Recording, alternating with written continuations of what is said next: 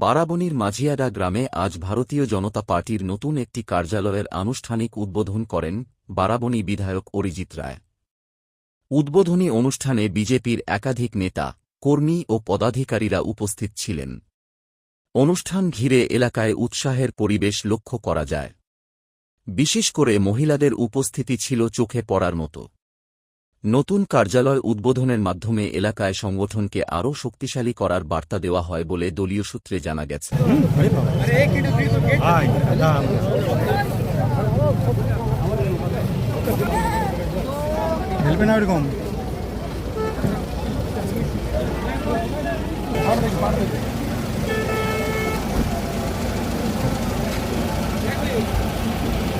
এটাই তো ছিল।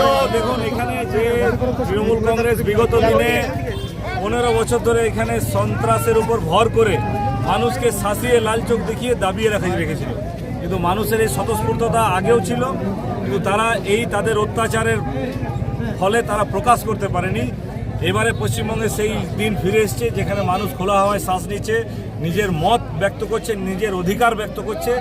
এই পরিবেশই চাই এবং আগামী দিনে ভয়মুক্ত বারাবণীর যে ডাক আমি দিয়েছিলাম, সেই ভয়মুক্ত বারাবণীর ডাকে সমস্ত মানুষ সাড়া দিয়ে আজকে ভয়কে আউট করে ভরসাকে ইন করেছে এবং তাদের বিধায়ক অরিজিৎ রায় নয়, তাদের এলাকার ঘরের ছেলে, পাড়ার ছেলে, গ্রামের ছেলে অরিজিৎ রায়কে তারা গ্রহণ করেছে।